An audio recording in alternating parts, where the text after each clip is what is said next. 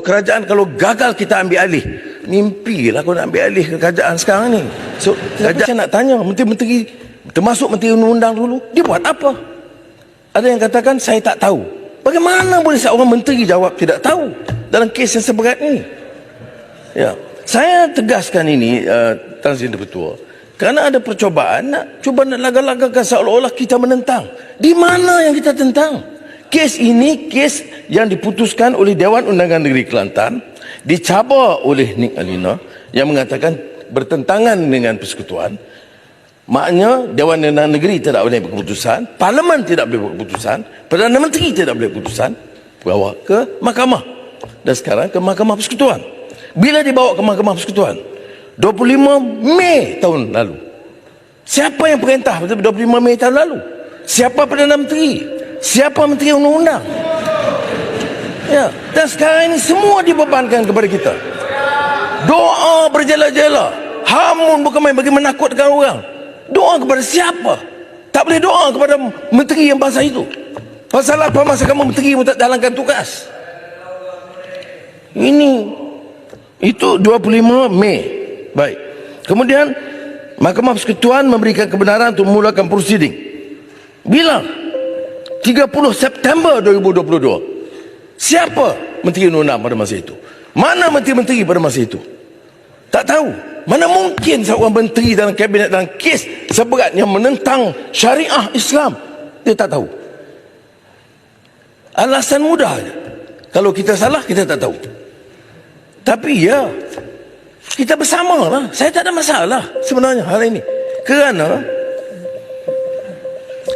dalam Majlis Kemajuan Islam awal tahun ini, Badulin Yang Mahmudah Sultan Selangor bersetuju untuk menubuh jawatan kuasa khas, mengkaji.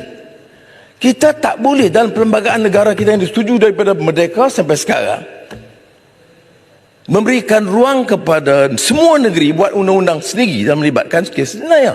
Kerana Mahkamah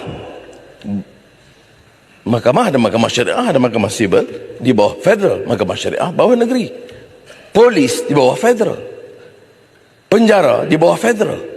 Jadi sebab itu harus ada rundingan.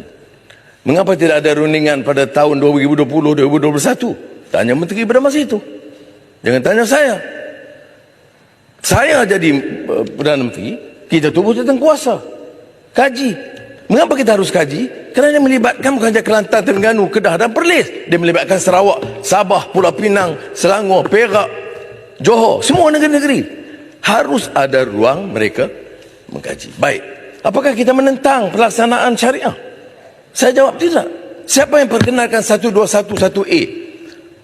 Perundangan Kota Baru Lebih Ma'arif yang substantif dalam mengangkat martabat mahkamah syariah.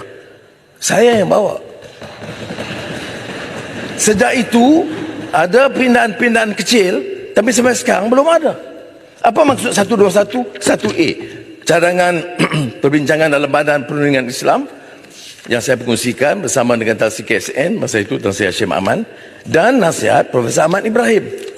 Kerana pada masa itu beberapa keputusan mahkamah sivil melanggar mahkamah syariah dan mengenepikan keputusan mahkamah syariah. Jadi kepada orang-orang katakan bukan Islam, saya sebut, kalau kita nak martabatkan mahkamah syariah, tidak memaksa orang bukan Islam, tapi tidak mensabah bagi orang bukan Islam, umpamanya, menggunakan mahkamah sivil, mengenepikan keputusan mahkamah syariah. Maka jalan keluarnya 1211A dalam kurungan. Maknanya memberi kuasa mahkamah syariah, tetapi tidak memberi kuasa kepada mahkamah syariah untuk memutuskan ke atas orang bukan Islam.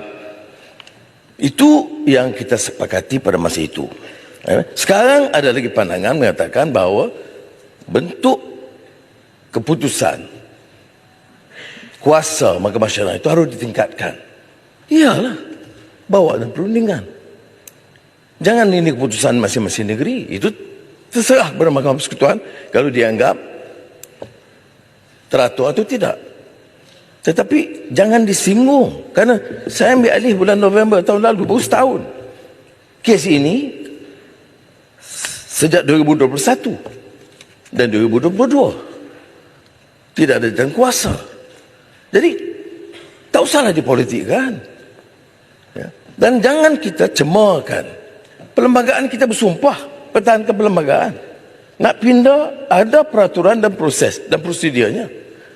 Sementara kita semua akui, termasuk saya di sini, dan saya akan terang Jemaah Ahmad hari Jumaat ini, bahawa kita akan, malah ini sudah pun diputuskan, yang MKI yang dipengusikan oleh Tuanku Sultan Selangor dan dipersembahkan di Sidang Mahkamah Raja-Raja Melayu baru-baru ini.